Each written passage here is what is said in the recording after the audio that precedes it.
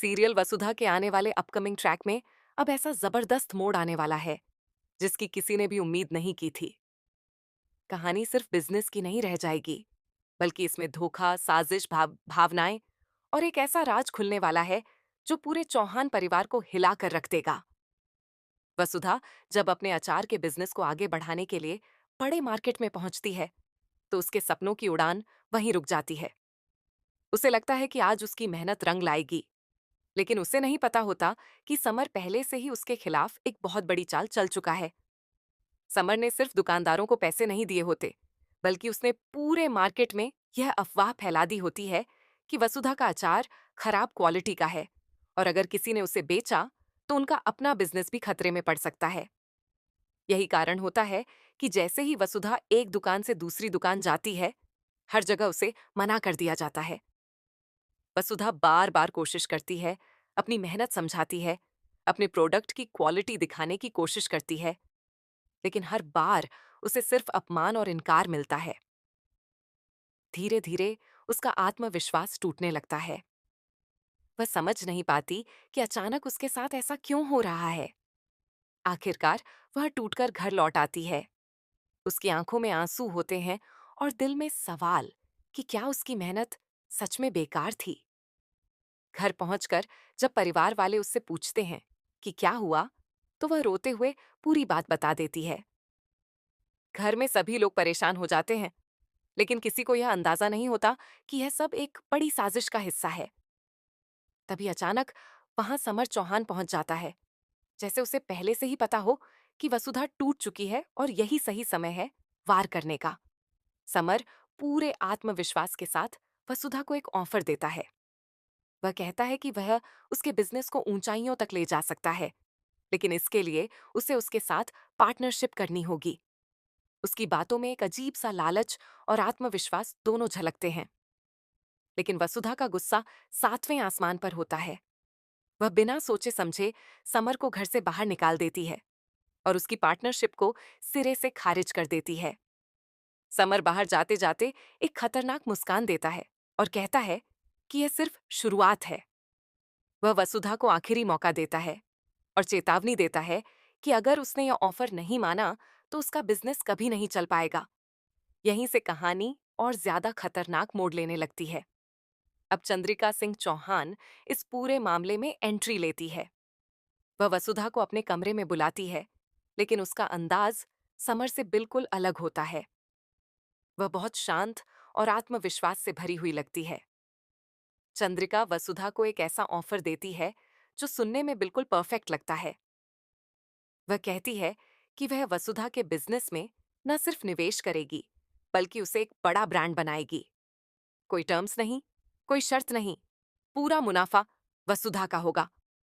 वसुधा एक पल के लिए सोच में पड़ जाती है, क्योंकि यह ऑफर बहुत ही अच्छा लगता है। लेकिन कहानी में यही असली ट्विस्ट छिपा होता है। उधर दादी सा, जो हमेशा वसुधा का सहारा रही हैं, अचानक रणकपुर जाने की तैयारी करने लगती हैं। जब वसुधा उनसे पूछती है कि वह क्या करे, तो दादी सा एक अजीब सा जवाब देती हैं कि अब वह इस सब से दूर जा रही हैं और वसुधा को खुद अपना रास्ता चुनना होगा। यह बात वसुधा को अंदर तक तोड़ देती है, क्योंकि अब उसका कोई मजबूत सहारा नहीं बचता। लेकिन असली धमाका अभी बाकी था। रात के समय जब वसुधा अकेली होती है, उसे अपने पिता की पुरानी डायरी मिलती है। वह डायरी पढ़ते पढ़ते एक ऐसे सच पर पहुंचती है जो उसके होश उड़ा देता है। उसमें लिखा होता है कि उसका अचार बिजनेस सिर्फ एक छोटा स्टार्टअप नहीं था, बल्कि उसके पिता ने कभी एक बड़ी कंपनी को चुनौती दी थी, और उसी वजह से उनका पूरा बिजनेस जानबूझकर बर्बाद किया गया था। और सबसे बड़ा झटका यह होता है कि उस कंपनी का कनेक्शन सीधे चौहान परिवार से जुड़ा होता है। वसुधा के हाथ कांपने लगते हैं।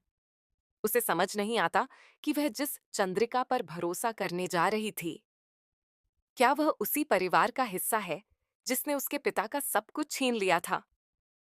यहीं से कहानी पूरी तरह बदल जाती है। अगले दिन वसुधा अचानक चंद्रिका का ऑफर स्वीकार करने के लिए हामी भर देती है, लेकिन उसके चेहरे पर अब मासूमियत नहीं, बल्कि एक नया आत्मविश्वास होता है। वह अंदर ही अंदर एक प्लान बना चुकी होती है। लेकिन चंद्रिका को भी सब कुछ इतना आसान नहीं लगता जितना वह दिखा रही होती है। उसके ऑफिस में एक सीक्रेट मीटिंग चल रही होती है, जहां यह खुलासा होता है कि समर और चंद्रिका दोनों एक ही मिशन पर काम कर रहे हैं। और वह मिशन है वसुधा के बिजनेस को अपने कंट्रोल में लेना, ताकि उसके पिता के पुराने बिजनेस का हर सबूत हमेशा के लिए मिटाया जा सके। यह सुनकर साफ हो जाता है कि समर दुश्मन नहीं, बल्कि एक मोहरा है और असली गेम चंद्रिका खेल रही है।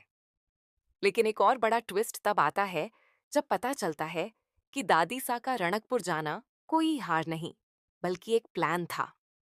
वह वसुधा को अकेला इसलिए छोड़ रही थी ताकि वह खुद मजबूत बन सके और सही समय पर असली दुश्मन को पहचान सके।